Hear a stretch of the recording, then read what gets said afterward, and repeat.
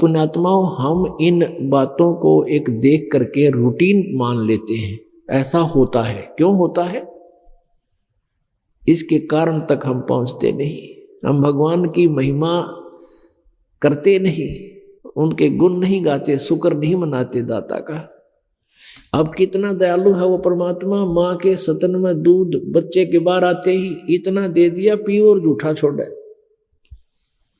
अब तो खैर ये आहार कुछ बिगड़ गए, पहले अच्छे दूध दही के खाने हुआ करते थे, और माताओं का इतना दूध हुआ करता कि बालक पे पिया नहीं जाया करता, और दूसरे बच्चों को पिलाया करते क्योंकि दूध ज्यादा होता माँ के स्तन में। और परमात्मा कहते हैं ईब तू ठेकेदार बन गया, आप अब स्वयं ठेकेदार बन गया। मैं ऐसे कर दिया, मैंने ऐसे कर दिया, मैंने 10 एकड़ जमीन मोल ले दी, मैंने एक फैक्ट्री लगा दी। ये भी भूल है आपकी। एक ही माँ के, एक ही माता पिता से जन्म लिए हुए बहन भाइयों की न्यारी न्यारी तकदीर किस्मत है। एक तो IAS ऑफिसर है, एक हल जोत रहा है किसान है, और एक टीचर लगा है, एक वैसे मजदूरी कर रहा है। तो ये सब एक ही, जैसे एक ही माता पिता के गर्भ में जन्म हुआ, एक ही माता पिता ने एक जैसी उनको सुविधाएं देने की चेष्टा की, पर किस्मत न्यारी न्यारी फल गई। ये किसी का किया नहीं हुआ, सभी बच्चे पढ़ते हैं, कितने बच्चे IAS IPS बनते हैं, और बन जाते हैं तो कितनों को पोस्ट प्राप्त होती है। ये सारा कुछ आपके भाग्य में, आपका प्रारब्ध पहले ही बना के भेज रखा था। आपकी मृत्यु, आपको क्या कुछ मिलना है इस जीवन में, वो सब कुछ निर्धारित है। जब हम परमात्मा कबीर जी की शरण में आएंगे तो फिर हमारे भाग्य में परिवर्तन होगा। कैसा होगा कि हमारे जो अशुभ संस्कार हैं, जिनके कारण हमें कष्ट होना है, वो परमात्मा की साधना से और उनकी परम कृपा से, कबीर जी की कृपा से, वो पाप कट जाएंगे, समाप्त हो जाएंगे, नष्ट हो जाएंगे। जिनके कारण हमारे जीवन में संकट उत्पन्न होने थे, क्योंकि पुण्य से तो सुख होता है और पाप से दुख, तो वो दुख समाप्त हो जाएंगे। पुण्यात्माओं, जैसे पहले फसल बीजते थे किसान, तो उसमें अड़ंगा साथ उग जाता था, घास उसके अंदर साथ ही खरपतवार उग जाता था, और गेहूं वो बीजने के बाद उसका कोई विकल्प नहीं था। पानी भी डालते थे, खाद भी डालते थे, तो अड़ंगा साथ पड़ा करता था, आधी खुराक खा जाया करता था। अब वैज्ञानिकों ने, डॉक्टरों ने ऐसी औषधि खोज दी है कि वो जल के साथ उस दवाई को डाल देते हैं, औषधि को, जब सिंचाई करते हैं। तो वो क्या करती है, घास को नष्ट कर देती है, खरपतवार को फूंक देती है, और फसल को सुरक्षित रखती है। तो इसी प्रकार हमारे पुण्य और पाप रूप मिलकर प्रारब्ध बना हुआ है, और ये नाम, ये मंत्र पहले नहीं थे, जिस कारण से हमें दोनों ही प्राप्ति होती रही। जैसा कर्म किया वैसा ही फल मिलता रहा। हमने पुण्य किए वो अलग से डिपॉजिट, पाप किए वो अलग से जमा। तो उन्हीं में से जो संचित कर्म हमारे हैं, उन संचित कर्मों में से आपकी एवरेज निकाल ली जाती है। उसमें से कुछ पुण्य कुछ पाप मिला के आपका जीवन निर्धारित कर दिया जाता है। आप जी को दोनों ही भोगने पड़ते थे। ब्रह्मा विष्णु महेश तक की भी यही क्रिया है, और ऋषि महर्षि जिन्होंने भी साधनाएं की, वो भी इसी विधान के अंतर्गत थे।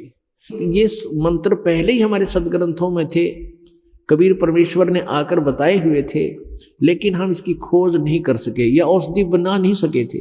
तो ईब इस दास पर कृपा कर दी परमात्मा ने, वो खरपतवार रूपी पाप नाश करण की औषधि मिल गई, और इस औषधि से आपके सब पाप नाश हो जाएंगे, पुण्य नो के नो रह जाएंगे। तो जिन पापों के कारण आप जी को संकट आना था, अब सारी दुनिया दुखी हो रही है, और साधना किया करते थे, क्योंकि वो साधना पाप नाशक नहीं थी, और पाप नाश हुए बिना ये सुख नहीं हो सकता। अब जैसे पहले अब भी ऐसा ही है, जो यहाँ नहीं आता उनकी इसके अतिरिक्त सभी जगह यही है। किसी भी संत के पास जाइए, पहले तो आपको जंतर मंत्र बताओगा। आप कोई आपत्ति बताते हो तो उनको कहेगा कि ऐसे नाम जाप करो, इतना दान करो, ये यज्ञ कर दो, ये ऐसा कर दो, चाहे बताओ कुछ भी हो, कुछ ना कुछ आपको बताएगा कि ऐसी क्रिया करो। जब उन क्रियाओं से आपको लाभ नहीं होगा, फिर वो कहेगा कि ये तो तेरे भाई भाग में लिख रखा है, ये तो तेरे प्रारब्ध में है, तने भोगना ही पड़ेगा, इसका कोई समाधान नहीं है। अब पुण्य आत्माओं, हम परमात्मा की भक्ति इसलिए करते हैं कि हमारे भाग में कष्ट हो, दुख हो भाग्य में, और वो ना आवे, हमारे ऊपर कोई आपत्ति आनी हो वह टल है। और यदि हम भक्ति भी कर रहे हैं और हमारे ऊपर जो बिजली गिर रही है वह गिर भी रही है, तो भक्ति कैसे करेंगे? हम कर ही नहीं सकते। और यही कारण हुआ कि जिन साधनाओं को हम करते थे, आपत्तियां टली नहीं, टेंशन समाप्त हुई नहीं, तो हम अपराधी बन गए।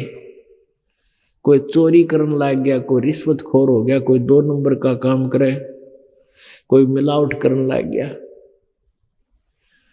और टेंशन समाप्त करने के लिए गोटी पीने लग गए, या कोई सिगरेट, कोई तुम सुल्फा, कोई चरस, या नशे की गोलियां खाने लगे।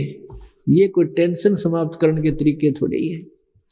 आपने गोटी ला ली, शराब पी ली, पड़ गया तो घंटे 2 घंटे, और जब नशा उतरते फिर वह टेंशन नहीं होगी, नहीं, क्योंकि जिस कारण से वह टेंशन है, आपको जो परेशानी है मानसिक, उस मानसिक परेशानी का वो कारण नष्ट हो,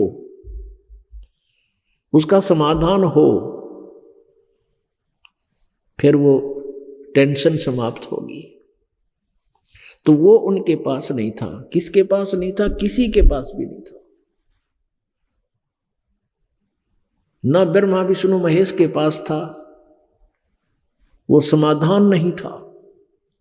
जैसे किसी के पास दुखी जाता था, संत के पास, वो जाते ही क्रियाएं तो अवश्य बताता था, कहता था चिंता मत कर, सब ठीक हो जाएगा। जब कहीं आराम नहीं होता था तो लास्ट में यही कहता था कि भाई तेरे कर्म में लिख रखा है, ये तो प्रारब्ध में लिखा है, ये कट नहीं सकता, ये पाप नाश नहीं हो सकता। और उदाहरण देते थे कि जैसे भगवान विष्णु को नारद जी ने श्राप दिया था, जिसके कारण भगवान विष्णु जी श्री रामचंद्र रूप में जन्म हुआ राजा दशरथ के घर पे, और सारा जीवन अपनी पत्नी के योग में बिताया।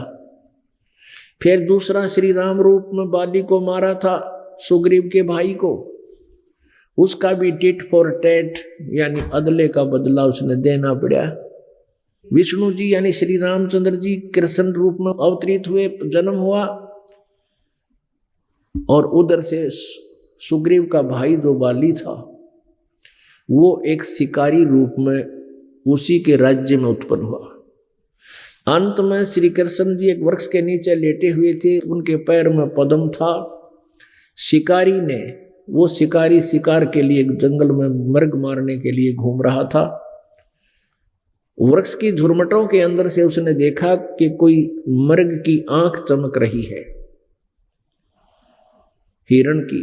उसने सोचा कि सारा दिन घूम लिया हूं, अभी तक कोई दोपहर से होगी है, अभी तक कुछ मिला नहीं, और कहीं मैं इधर से जाऊंगा ये भाग ना जावे। उन वृक्ष की झुरमटों में के पत्तों में के तीर मार दिया।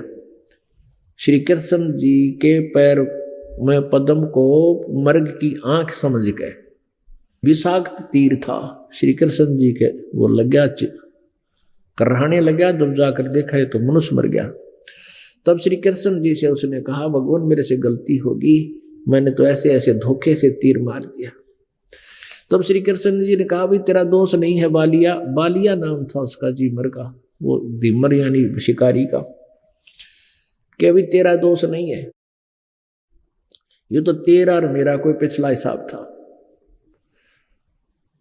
त्रेता युग में तू सुग्रीव का भाई बाली था, मैं रामचंद्र रूप में था। जब मैंने तुझे वृक्ष की ओट लेकर धोखा देकर मारा था, मैं अपना तेरे को बदला दे चला, अब तू जा यहां से, भाग जा।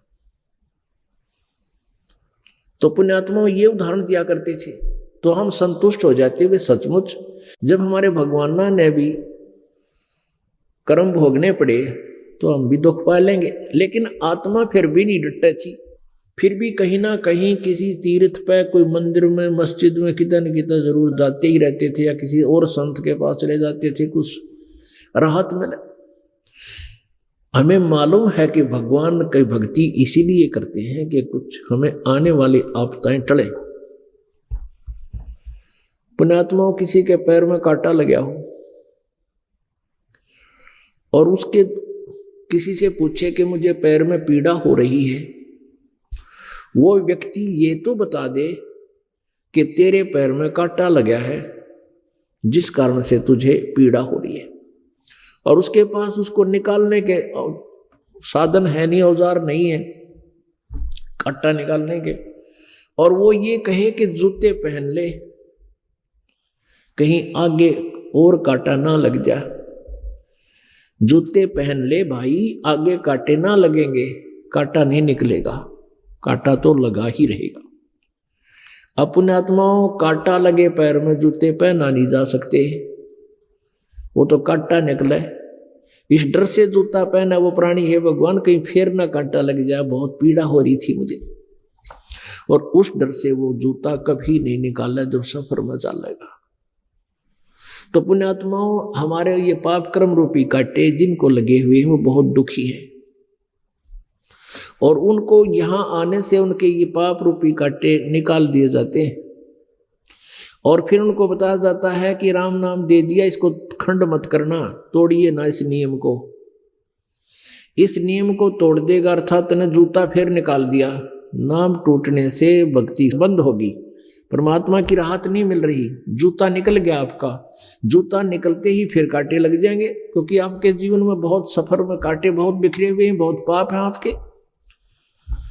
तो जिस प्राणी के ऊपर आपत्ति है, भयंकर आपत्ति, जान जाने वाली हो, और परमात्मा अपने बच्चे पर मेहर कर दे, बेटा बेटी पे, और वो सुखी हो जाता है, उसका जीवन दान मिल जाता है, फिर वो कभी भक्ति नहीं छोड़ेगा, ना नाम तोड़े ना बुराई करे।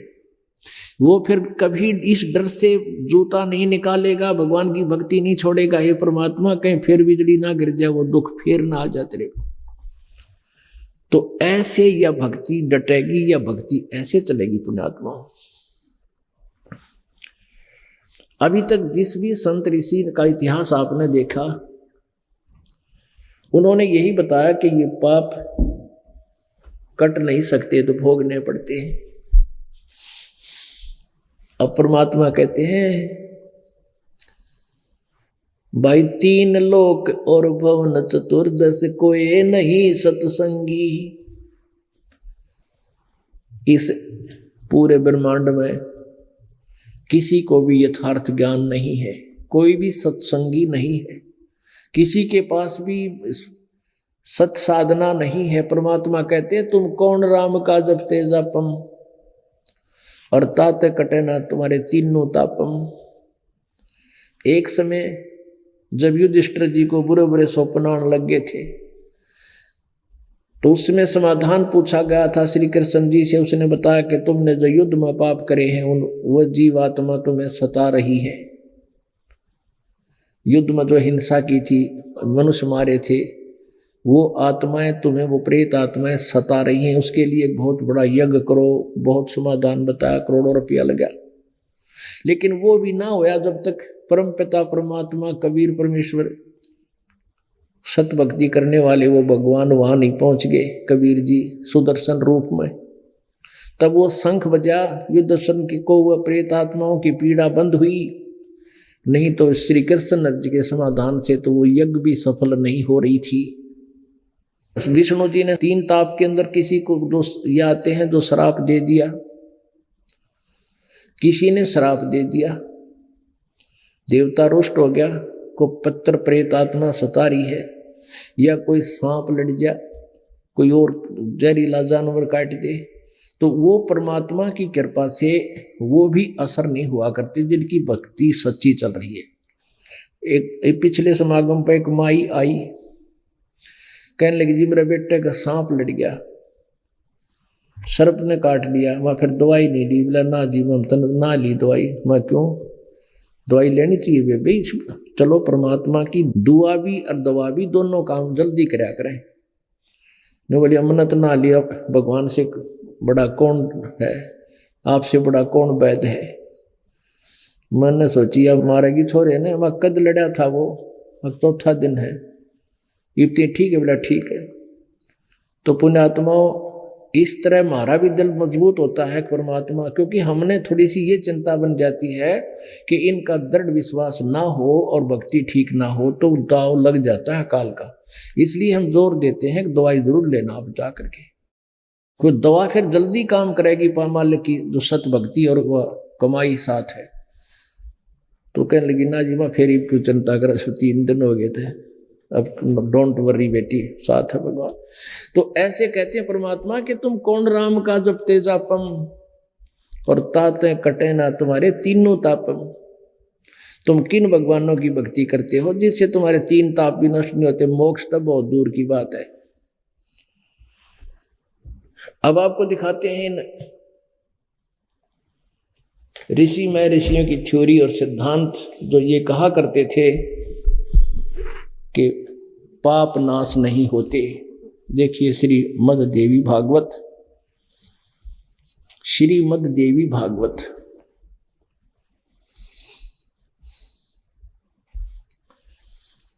ये है गीता प्रेस गोरखपुर से प्रकाशित है।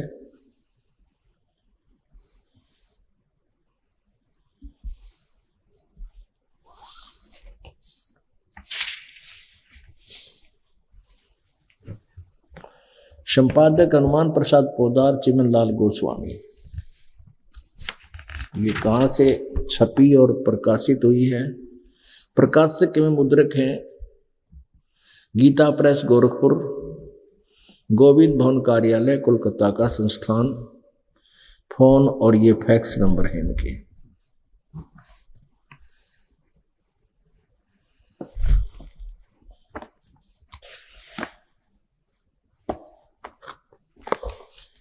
यहां देखिएगा 5वां स्कंध प्रश्न नंबर 282 पे।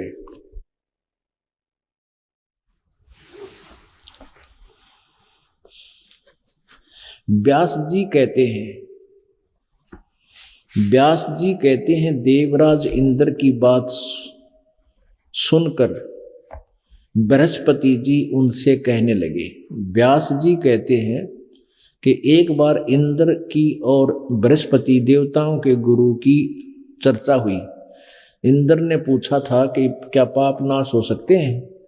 अब देखना यहां पर 283 पृष्ठ पे। अब क्या बताया है उसने, किसने? बृहस्पति जी कह रहे हैं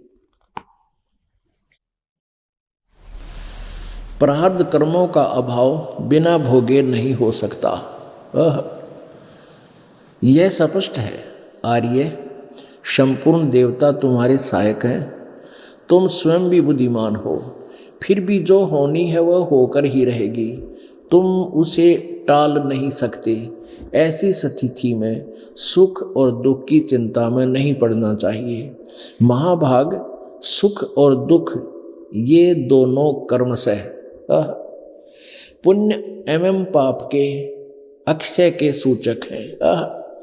कहते हैं सुख तो आपके पुण्यों का नाश करता है। सुख जो आपको है, आपको जो सुख प्राप्त, आपके पुण्य ह्रास हो रहे हैं, खत्म हो रहे हैं, और जो दुख है इससे तुम्हारे पाप नाश हो रहे हैं। ये विधि है इन लोगों की। सुख और दुख ये दोनों कर्मशः पुण्य एवं पाप के क्षय के सूचक हैं। अतएव विद्वान पुरुषों को चाहिए कि वह सुख के अभाव में भी सर्वथा आनंद ही अनुभव करें। देखिए भी इनकी बात, पेट में दर्द हो रहा हो का हंसता रहे, किलकी मारेगा पेट में दर्द, हंस कहे कोई बोला सुख का अनुभव ही करे, आनंद का अनुभव करे। वो तो दवाई मिल रहा है, जड़ी बूटी चूर्ण हो उसके खाने से पीड़ा खत्म हो, जब वो सुख होए ये तो कति अज्ञानी वाली बात है इनकी। कहते हैं अतः विद्वान पुरुषों को चाहिए सुख के अभाव में, सुख के अभाव माने दुख हो रहा हो, कहीं दर्द पीड़ा हो, कोई टेंशन हो, फिर भी नहीं होगा, आनंद ही अनुभव करें। अतएव महाराज इस अवसर पर सुयोग मंत्रियों से परामर्श लेकर विधि पूर्वक यत्न करने में कटिबद्ध हो जाओ। यत्न करने पर भी जो होनहार होगा वह तो सामने आएगा ही। ठीक है। अरीब देखो, राक्षसों के गुरु शुक्राचार्य की आपको दिखाते हैं। ये चौथा स्कंद और 243 पृष्ठ पे ये संक्षिप्त देवी भागवत है। व्यास जी कहते हैं प्रहलाद की बात सुनकर, प्रहलाद की बात सुनने के पश्चात शुक्राचार्य यानी जो राक्षसों के गुरु हैं, ज्ञान दृष्टि से सब कुछ देखकर प्रसन्न हो गए। उनका मुख मुस्कान से भर गया। उन्होंने दैत्यों से कहा, दानव तुम मेरे यजमान हो, तुम्हें न तो डरना चाहिए और न पाताल में ही जाना चाहिए। अपने सत मंत्रों के प्रभाव से मैं तुम्हारी रक्षा कर लूँगा। ये कहता तुम्हें पाताल में नहीं जाना चाहिए, मैं अपने सत मंत्रों के प्रभाव से तुम्हारी रक्षा कर लूँगा। धर्म के मर्मज महाशयो, प्राचीन समय में ब्रह्मा जी के मुख से मैंने जो बात सुनी है उसे बताता हूँ, सुनो। यह वचन बड़ा ही हितकर है, सत्य और अटल है। उन्होंने कहा था, होने वाली बातें अवश्य होकर रहती हैं। धरातल पर कोई भी ऐसा सुयोग्य पुरुष नहीं है जो प्रारब्ध को विफल बनाने में समर्थ हो सके। विपरीत समय के कारण इसमें तुम्हारी शक्ति अक्षीण हो गई है। अतः एक बार तो तुम्हें देवताओं से परास्त होकर पाताल में जाना ही पड़ेगा। समय सदा बदलता रहता है। कुछ ही दिनों पूर्व तुम सम्राट रह चुके हो। देखिए इनकी अकल देखो। यहाँ कह रहे हैं तुम्हें न तो डरना चाहिए और न ही पाताल में जाना चाहिए। अपने सत मंत्रों के प्रभाव से मैं तुम्हारी रक्षा कर लूँगा। और फिर तुरंत ही फ्यूज हो गया। कहता है कि मैंने ब्रह्मा जी से एक बात सुनी है, वो बताता हूँ, सुनो। ये वचन बड़ा ही हितकर है, सत्य है और अटल है। उन्होंने कहा था, होने वाली बातें अवश्य होकर रहती है। धरातल पर कोई भी ऐसा सुयोग्य पुरुष नहीं है जो प्रारब्ध को विफल बनाने में समर्थ हो सके। और ये तुमने एक बार तो तुम्हें देवताओं से परास्त होकर पाताल में जाना ही पड़ेगा। और यहाँ कह रहे हैं तुम चिंता ना करो, तुम्हें पाताल नहीं जाने दूंगा, अपने सतमंत्रों से तुम्हारी रक्षा कर दूंगा। पुण्यात्माओं, ये भी न कित रो है। एक तरफ तो कह रहा है कि तुम चिंता मत करो, मैं अपने मंत्र से तुम्हारी रक्षा कर दूंगा। कुछ दान दक्षिणा का रोड़ा चौनी चाहिए ना, तो कुछ दान नो कह देगा ना, कुछ हो थारा फिर गुरु कैसे माने हैं। और फिर कहने को नहीं, मैंने एक बात सुनी है कि ब्रह्मा जी इनके सबके मार्गदर्शक है और ब्रह्मा जी को सबसे बड़े विद्वान वेदों का मानते हैं ये लोग। कहते ब्रह्मा जी ने कहा है कि भाई प्रारब्ध कर्म तो भोगने पड़ेंगे, यानी पाप नाश नहीं हो सकते। ये तो पापों को तो भोग कर ही समाप्त किया जा सकता है, ये इनका विधान है। और एक कलयुगी मैं ऋषि की ओर दिखाते इस दयानंद की, जिसने सब तगना बैठा दिया, नास्तिक बना दिए। अपने आत्मा, जब तक हम दूसरे के पैकेट में रखे माल को खोल कर नहीं देखेंगे तो तब तक हम ओरिजिनल और डुप्लीकेट में क्या अंतर कर सकते हैं। जिस भी पैकेट में माल रखा है उसको बाहर निकालेंगे और साथ में ओरिजिनल निकालेंगे तो दोनों को देखकर डिफरेंस होता है, अंतर का पता लगता है। नहीं तो सब अपने अपने माल को उत्तम बताते हैं। ये देखिएगा सत्यार्थ प्रकाश। अब इनसे हमारा मन दृढ़ होगा, आपका विश्वास दृढ़ होगा। ये है महर्षि दयानंद जी। अब इनकी इस पोज ने देख के आम आदमी कुर्बान हो जाए इन पे, बड़े महापुरुष होंगे। ये तो भगवान तो मिल लिए होंगे, इतनी कसूती अदा से बैठे हैं। और आगे इनका देखना, ये है अथ सत्यार्थ प्रकाश है। इसके विषय में लिखा है कि वेद आदि विविध सद शास्त्र प्रमाण है। ये संधि विच्छेद जब करते हैं ना, सद यो 6 द बन जाता सद, और शास्त्र प्रमाण है, संबित है।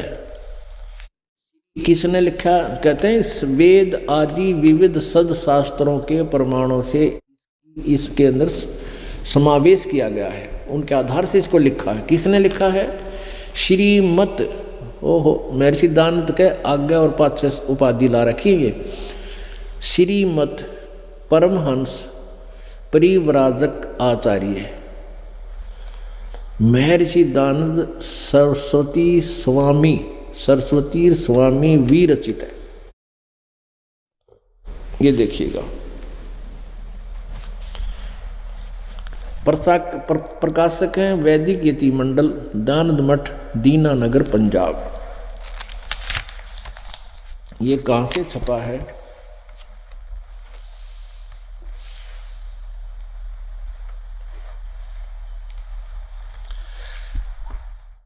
मुद्रक हैं आचार्य प्रिंटिंग प्रेस, दानंद मठ, गोहाना मार्ग, रोहतक से। इसके साथ में सकंद में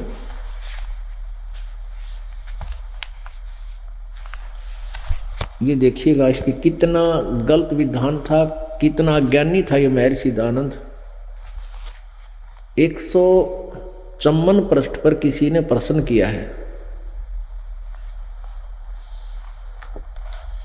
प्रश्न, ईश्वर साकार है व निराकार? उत्तर है स्वामी जी का कि वो निराकार है। 155 पे देखना, सप्तम समोल्लास में किसी ने प्रश्न किया,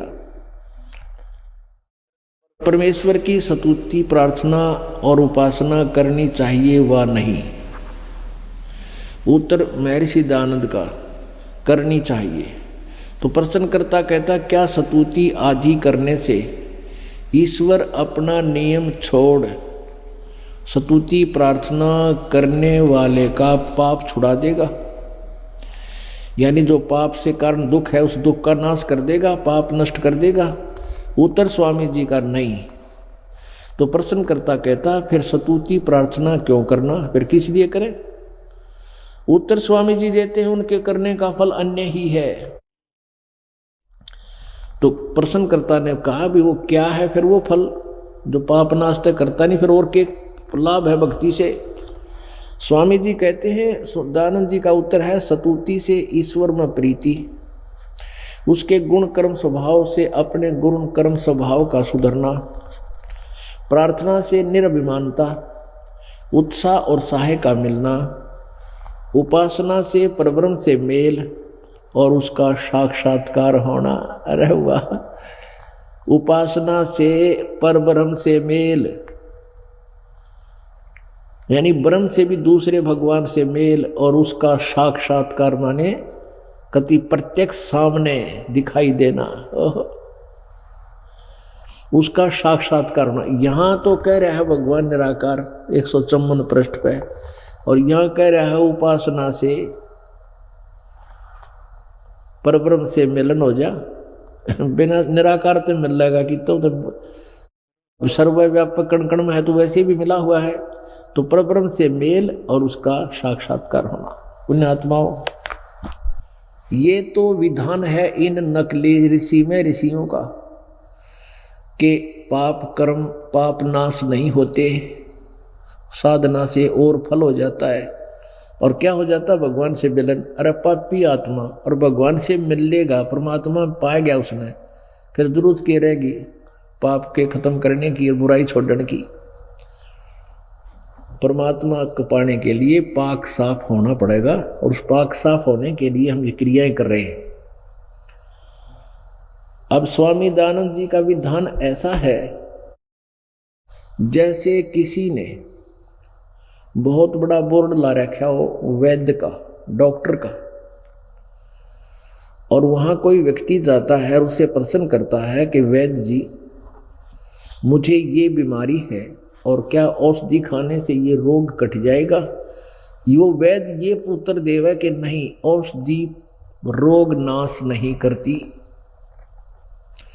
अब वो रोगी ने पूछा भी फिर औषधि खाने का लाभ क्या हुआ? औषधि किस लिए खावें? खानी चाहिए। किस लिए खावें? कि औषधि से पहलवान बन जाएगा, रोग तो कटे नहीं, पहलवान बन जाएगा। अरे फूटे भाग तेरे जान न हो रही है, वो पहलवान बनावे। यानी वो वैद्य नहीं है। बेशक कितनी बड़ी फीत ला रखी है, कितना बड़ा बोर्ड ला रखा है उसने, वो वैद्य नहीं है। यदि कोई ये कहे क्या साबुन कपड़े के मैल नाश कर देगा, मैल छुड़वा देगा, और किसी ने बड़ा बोर्ड लगा रखा हो थोक विक्रेता साबुन का, और वो उससे कोई पूछे कि हे थोक विक्रेता साबुन के, क्या साबुन कपड़े का मैल नाश कर देगा, छुड़वा देगा? और वो कहे कि नहीं, साबुन कपड़े के मैल नाश नहीं करता, तो प्रश्नकर्ता स्वाभाविक है पूछेगा फिर भाई साबुन लगाने का यूज क्या लाभ है? उससे और लाभ है। क्या लाभ है? कि साबुन से कपड़ा मजबूत बन जाएगा। तो क्या वो व्यक्ति साबुन से परिचित है? उसने कभी जीवन में साबुन देखा है? कभी नहीं। यूज करना तो दूर की बात है। तो इससे सिद्ध है कि ये नकली ऋषि महर्षि थे, इन्हें क्या का ज्ञान नहीं था, और ये सुक्की फीत लगा रखी थी इन्होंने ऋषि और महर्षि की। हमारे जैसे कहते हैं, परमात्मा कहते हैं अंधे की बाँ गई अंधे ने मार्ग कौन बतासी। ये भी ज्ञानहीन थे, लेकिन ये चतुर थे, और हम अंधों की यानी ज्ञानहीनों की उंगली पकड़े हुए, हाथ पकड़े हुए चल रहे थे। आ जाओ मुझे सब दिखाई देता, चलो। तो गड्ढा में ले जाते, कांटे लगवे, लगते ही आने दो आने दो। तो ऐसे ये व्यक्ति थे। अब हमारे वेद जो है, इन वेदों को ये सत्य मानता है। महर्षि दानव कहता है वेदों में जो ज्ञान है वो सत्य है। वेद जो है, वेद सत्य ज्ञान की पुस्तक है। अब वेद क्या बताते हैं ये देखिएगा, यजुर्वेद, और इसका अनुवाद करता भी यही है। अब ये यजुर्वेद है, ये कहाँ से प्रकाशित है? प्रकाशक है सार्वदेशी कार्य प्रतिनिधि सभा 2/5 महर्षि दानव भवन, रामलीला मैदान, नई दिल्ली। यजुर्वेद आर्य भाषा संपूर्ण 40 अध्याय, महर्षि दानव सरस्वती कृत। मुद्रक हैं Prince offset printers, 1510 Pataudi house, Daryaganj, नई दिल्ली। अब 8वें अध्याय का 13वां श्लोक, यजुर्वेद 8वां अध्याय 241 पृष्ठ पे, इन्हीं के द्वारा अनुवादित में ये 13वां मंत्र है।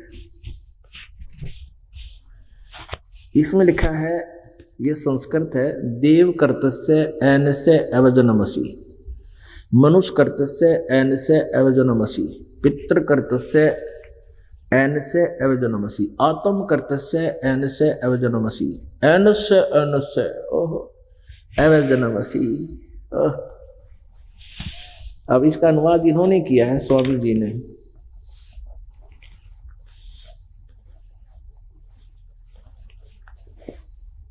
दो 242 पृष्ठ पे।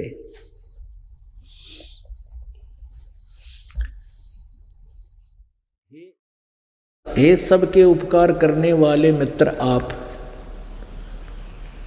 अब यहाँ अपनी उस अज्ञान सोच को ऊपर रखने के लिए परमात्मा ना लिखकर मित्र लिख दिया। अब पढ़ने वाले ये सोचा करते थे ये कोई मित्र के बारे में लिखा है, क्योंकि ये सत्यार प्रकाश मत वो कहता है भगवान पाप नाश करता ही नहीं, तो ये कोई मित्र के बारे में लिख दिया। तो इसलिए इसमें भी पढ़ने वालों ने, पाठकों ने अनुवाद होने के बाद भी कोई ऑब्जेक्शन नहीं किया। एक बार इस दास ने यही यथार्थ ज्ञान समाचार पत्रों में विज्ञापन के माध्यम से अपने भक्तों की पैसे की कॉस्ट से और समाचार पत्रों में विज्ञापन दिए और उनमें ये स्पष्ट लिखा कि सत्यार प्रकाश में महर्षि सिद्धांत कहते हैं पाप नाश नहीं होते और वेदों को सत्य मानते हैं और उन्होंने खुद अनुवाद भी किया है और वेद कहते हैं कि वो घोर पाप भी नाश कर देता है परमात्मा। ये आचार्य लोग थे जो आर्य समाज के, ये क्या उत्तर देते थे कि रामपाल झूठ बोल रहा है। यजुर्वेद अध्याय नंबर 8 के मंत्र नंबर 13 में वो तो मित्र के बारे में लिखा है। तो भोली जनता महर्षि दयानंद को से ज़्यादा प्रभावित थी और इस करके ये सोचा करते थे रामपाल तो अशिक्षित है। वो ऐसे कहा करते थे ये आचार्य लोग झूठे कपटी कि रामपाल को क्या पता वेदों के बारे में, वो तो अशिक्षित, उसको संस्कृत भाषा नहीं आती है और वेदों में कहीं ऐसा नहीं लिखा। फिर मैंने समाचार पत्रों में निकाला ना फोटो कॉपी करके, फिर उन्होंने ये तड़कमबाजी लगा दी कि वो तो मित्र के बारे में लिखा है, भगवान के बारे में नहीं। अब इससे फिर इन्हीं की चाल को इन्हीं से खत्म किया।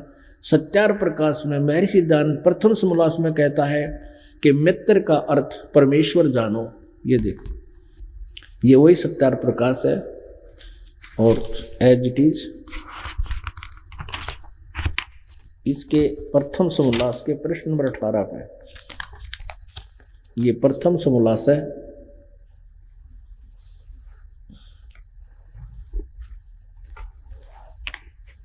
सत्यार प्रकाश प्रश्न नंबर 18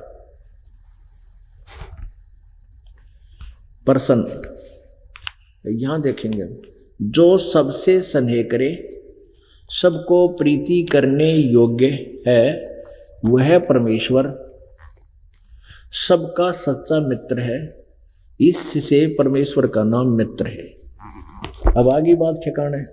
अभी आपने महर्षि दयानंद द्वारा ही डिफाइन किया गया है, वो देखा सत्यार प्रकाश में कि वो जो सबसे स्नेह करे वो सबका मित्र है, इसलिए परमेश्वर का नाम मित्र भी है। तो यहाँ इसने वो ही मित्र लिख दिया कि आने वाले समय में कोई पढ़ेगा तो आगे चल शिल्प कर जाएगा कि तो मित्र के बारे में लिखा है। सत्यार प्रकाश में महर्षि दयानंद ने जो ज्ञान दिया है वो वेदों अनुसार ही है, ये माना करते थे, इसलिए इसकी बिक्री बहुत हुआ करती थी।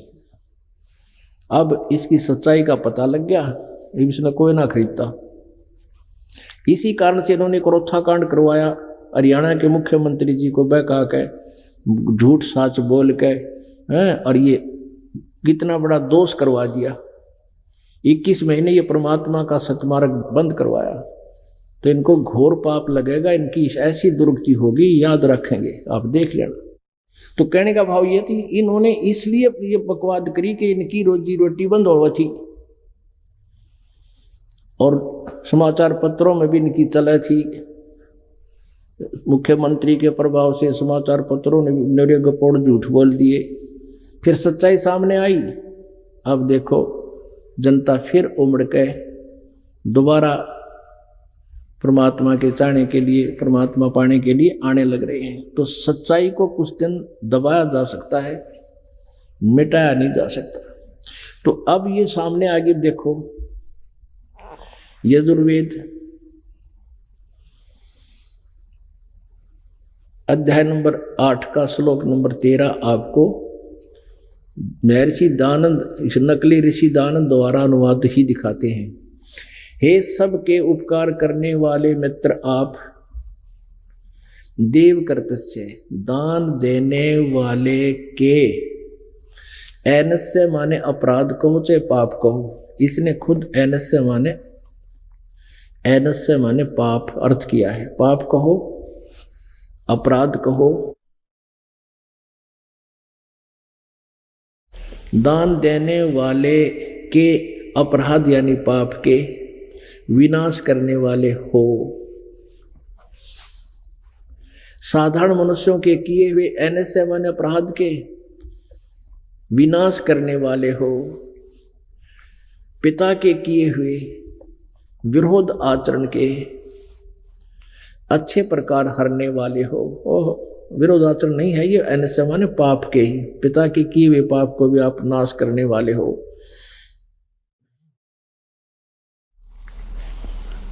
अपने किए हुए अनस्य माने पाप के दूर, अवजन माने नाश करने वाले हो, नाश करने खत्म करने वाले हो, दूर करने वाले हो।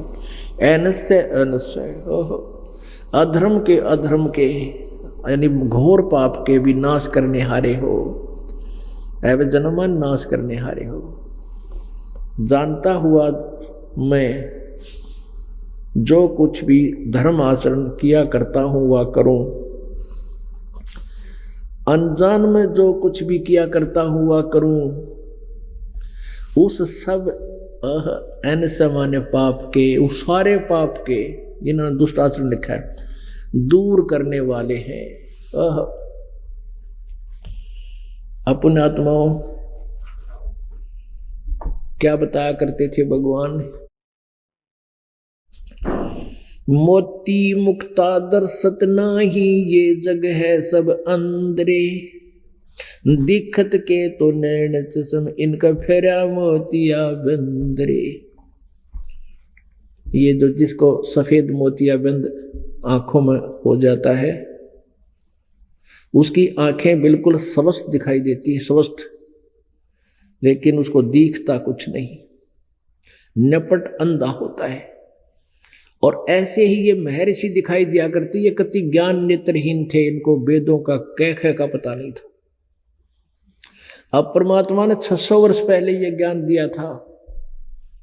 मोती मुक्ता दर्शत नाही, ये जग है सब अंधर, सब दिखत के तो नैन चश्म, इनका फेरा मोतिया बंदरे। ये दिख विद्वान महर्षि, इसके संस्कृत जाने थे, पी का धड़ी दूध और पेले जाते, डंड कुर्ता काट के बैठ जाते धूप में या छाया में, सर्दी में। लोग ने सोचा बड़ा विद्वान, ये जोटे बाहर बैठे ना सर्दियों में, कितना ना पार होते, कोई वस्त्र पहन रहे ना। तो ऐसे हम प्रभावित होते रहे इनकी अटपट खटपटते, और इनको कैखे का पता नहीं था। निरंजन धन तेरा दरबार, निरंजन धन तेरा दरबार, जहाँ पर तनिक न न्याय विचार, जहाँ पर तनिक न न्याय विचार। वैसा उड़ मुल मुल खासा, गल मोतियों के हार, वैसा उड़े मुल मुल खासा, गल मोतियों के हार। पतिव्रता को मिले न खाती, ये सूखा नरस आहार, निरंजन धन तेरा दरबार, निरंजन धन तेरा दरबार, जहाँ पर तनिक न न्याय विचार। पाखंडी की पूजा जग में, संत को कहें लबाड़, पाखंडी की पूजा जग में, संत को कहें लबाड़।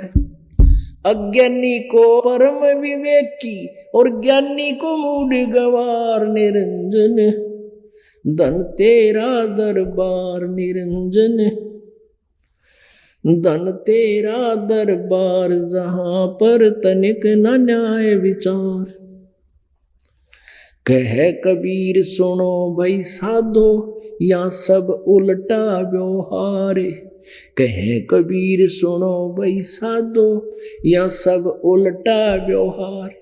सच्चों को तो ये झूठा बतावे, इन झूठों का एतबार, निरंजन धन तेरा दरबार, जहाँ पर तनिक न न्याय विचार, निरंजन धन तेरा दरबार, जहाँ पर तनिक न न्याय विचार।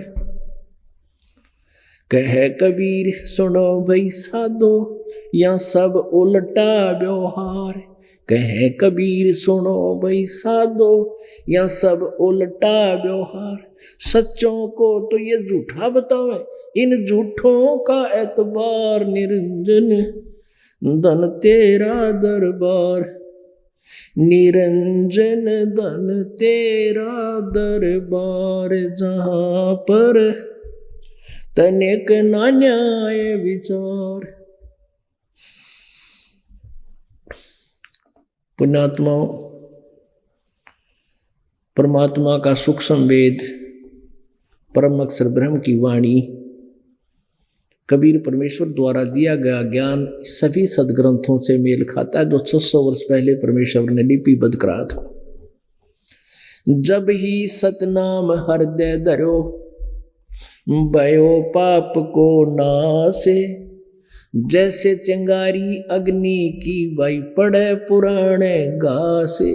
ओहो, परमात्मा कहा करते थे कि भाई इस सच्चे नाम के जापते जो हम मंत्र आपको दे रहे हैं, इस सतनाम के, सतनाम 2 अक्षर का मंत्र होता है, उसमें एक ओम अक्षर है, एक तत्, ये सांकेतिक है। इनके जाप से कहते जब ही सतनाम हृदय धरो, यानी सच्ची कसक से जाप शुरू हो दोगे, सच्ची लगन से मर्यादा में रहते हुए, और भयो पाप को नासे, जैसे चिंगारी अग्नि की पड़े पुराण घास। एक चाहे 100 क्विंटल 1000 टन सूखा घास पड़ा हो, पाती फूस पराल, और वह कितना जाने कितने क्षेत्र को खराब करे बैठी है, उसमें ढेर लग रहा है, उसमें एक माचिस की सीख तिल्ली चिंगारी लगा दे, उसमें सारे न फूक के राख कर देगी। और इतना बड़ा वो ढेर था, वो इतना को जाएगा, और फिर चलेगी हवा, आंधी तेज, पता नहीं कहाँ कहाँ मारेगी पटक कर, उसने हो गया मैदान साफ। तो कहते हैं परमात्मा कहा करते, जो सच्चे नाम का जाप पूरे गुरु ते लेकर मर्यादा में करोगे, तुम्हारे सारे पाप ऐसे नाश हो जाएंगे जैसे टनों हजारों टन सूखा घास पड़ा और उसमें एक सीख लगा दे तिल्ली चिंगारी, ऐसे सब पाप नाश हो जाएंगे।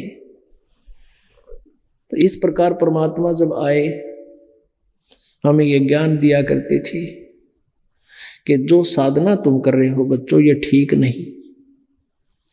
ये साधनाएं ऐसी हैं जैसे जैसा कर्म तुम करोगे वैसा ही फल मिलेगा। जैसे कई भक्त कहते हैं कि अभी परमात्मा एक तरफ तो ये कहते हैं कि जैसा तुम कर्म करोगे वो फल मिलेगा ही मिलेगा। तो जैसे हम दान पुण्य करते हैं तो क्या उनका फल नहीं मिलेगा? जो भक्ति नहीं कर रहे हैं, ये नाम नहीं, उपदेश प्राप्त नहीं है जिनको पूर्ण संत से, इस दास के अतिरिक्त किसी और साधना को जो कर रहे हैं, तो क्या वो नहीं मिलेगा? जैसे क्या करते हैं, कोई पक्षियों को दाने डाल देते हैं, कोई कुत्तों को रोटी डालते हैं, कोई कहीं जाकर के धर्म भंडारा कर देते हैं, और इस प्रकार के जो पुण्य वो करते हैं, क्या उनका फल नहीं मिलेगा? एक तरफ तो कहते हैं भगवान किसी का हिसाब रखता नहीं, सब जैसा कर्म करता वैसा देगा ही देगा। तो धर्म तो हम कर ही रहे हैं, हमें भी फल मिलेगा, बिल्कुल मिलेगा। लेकिन आपको दिया हुआ पुण्य अवश्य मिलेगा, लेकिन वो लाभदायक नहीं होगा। क्यों? क्योंकि परमात्मा का आदेश विधान है, गुरु बिन माला फेरते, गुरु बिन देते दाने, गुरु बिन दोनों निष्फल है, चाहे पूछो वेद पुराण। तो यहाँ कहते हैं कि एक तरफ तो भगवान कहते हैं भी पाओगा अपना किया रे, जैसा करेगा वैसा मिलेगा। फिर यहाँ कहते हो गुरु बिन माला फेरते और गुरु बिन देते दान, तो गुरु बिन दोनों निष्फल है, चाहे पूछो वेद पुराण। फिर जैसा कर्म किया वो क्यों नहीं मिला हमें? तो ये वाणी समझने की है। परमात्मा कहते हैं बिना गुरु बनाए जो तुम साधना करते हो वो कर्म किया हुआ मिलेगा अवश्य, लेकिन वो यूजलेस होगा। आप देखते हो एक कुत्ता, डॉग, और कार में बैठा है, मनुष्य ड्राइवर है और कुत्ता मालिक की सीट पर विराजमान है। और फिर उसके लिए अलग से एक कक्ष बनाया गया है जिसमें कूलर लगाया जाता है। आजकल देसी लान लग गई है। और फिर उसकी चिकित्सा, उसकी जो है जांच वेटरनरी सर्जन करता है और उसको वो आहार समय पर दिया जाता है जो आम मेरे ख्याल मनुष्य को भी प्राप्त नहीं होगा। और एक नौकर स्पेशल लगा दिया जाता है उसको नहाने धोआने के लिए, सैर सपट्टा कराने के लिए। तो पुण्यात्माओं, उस पुण्य प्राणी ने जो आज कुत्ता बनकर वो इतनी सुविधाएं प्राप्त कर रहा है, उसने दान धर्म किए थे, लेकिन गुरुबिन माला फेरी थी, गुरुबिन दिए दान। उसने ऐसे जो दान किया था उसको दान का फल दे दिया, वो धर्म जो किया था। अब वो सारी सुविधा कुत्ते के जीवन में दे दी। और यदि उसने पूर्ण संत गुरु बना रखे होते और गुरु के द्वारा दान करता तो उसको मनुष्य जीवन मिलता और वही कार मिलती, सेवक मिलते, एसी कमरे मिलते और मनुष्य जीवन में फिर कहीं ना कहीं परमात्मा की आवाज कानों में फिर लग जाती। जैसे आप जी मनुष्य जीवन प्राप्त हो, ज्ञान सुना, किसी के माध्यम से आप तक संदेश मिला, भाग आए, अब फिर शुरू होगी शक्ति भक्ति, सटार ट्रिप का पार हो जाओगे। और यदि अपनी मनमुखी साधना करते रहते हो, किया हुआ तो मिलता, लेकिन कुत्ते के जीवन में मिलता कि फूक है उस सुविधा ने। जब जन्म कुत्ता और अगले जन्म में सुअर बन जाए, जब कौन सुविधा देगा, गंदी नाली में लौटेगा, रोड़े फ्रोड करेगा। तो पुण्यात्माओं, परमात्मा हमें ये याद दिलाते हैं कि संत मिलन को चालियो, संत मिलन को चालियो, दिन में कई कई बारे, आसौज के मेहे जो ये घना करें उपकारे। कि पूर्ण संत के मिलने के लिए दर्शनार्थ दाव लग जाते, दिन में कई कई बार चक्कर मारियो। और आसौज के मेहे जो ये घना करें उपकार है। आसौज में जो वर्षा होती है वो क्या करती है कि जो पहले फसल बीज रखी होती है, बाजरा और ज्वार, उसको तो वो प्रफुल्लित करती है, उसको तो पकाती है। और पहले बोया करते थे चने वगैरह, तो उसमें कहते फिर तुरंत आगे बोने का जो सीजन तैयार कर जाती थी। तो पुण्यात्मा, इस प्रकार कहते हैं ये संत के दर्शन करने से आपको आसौज के मेघ की तरह आपके ऊपर फल मिलेगा। जैसे आपके पिछले संस्कार हैं, जो पुण्य है, जैसा ही प्रारब्ध है, इसमें तो सुविधा देगा, इसमें तो आपको लाभ देगा, आपके पाप नाश करके सुखी करेगा और आगे की भक्ति करा देगा और मोक्ष प्राप्ति होगी। सतगुरु के दरबार में जाइयो बारंबार, वो भूली वस्तु लखा देवे, है सतगुरु दातारे। सतगुरु के दरबार में कहते बार बार जाइयो, और जिस वस्तु को हम भूल चुके हैं, उस परमपिता की भक्ति को और यथार्थ साधना को, कहते वो आपको वो वस्तु याद दिलावेंगे और वो यथार्थ भक्ति मार्ग दे देंगे। ऐसे सतगुरु हैं दातार। तो पुण्य भाग है आप जी के, जो आप परमात्मा के चरणों में आए हो। क्या बताते हैं भगवान? परमात्मा बताते हैं कि आगे गए ना बावड़े, रहते भी सब जाहि, बिन साहिब की बंदगी कई ठोड़ ठिकाना ना। कहते जो पहले चले गए हमारे उन्नत बोर्ड, दोबारा आके बताया नहीं हमारे गल के बीती आ गए। और जो शेष बच्चे ये भी सब जाएंगे अपना शरीर छोड़ छोड़ के।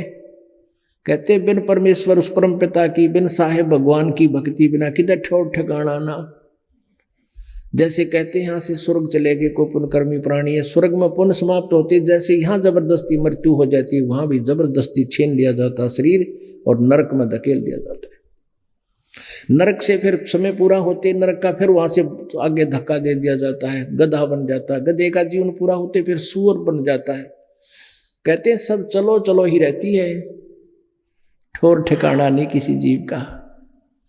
आगे गए न बावड़े रहते भी सब जहां, और बिन साहेब यानी उस परम पिता की भक्ति बिन किते ठोर ठिकाना ना। जैसे मोती ओस का ऐसी तेरी आवे, गरीबदास कर बंदगी बहुर न ऐसा दावे। ओए होए, कहते फिर ये मौका नहीं मिलेगा मनुष्य जीवन और फिर ये यथार्थ ज्ञान और ये पूर्ण प्रमाण और सत भक्ति आपको मिलगी। कहते बहुर नहीं ऐसा दाव। परमात्मा कहते हैं, गरीबदास जी कहते हैं, कबीर साहब कहा करते कि इब डट के करो भक्ति बहुर नहीं ऐसा दाव। बोलो सतगुरुदेव।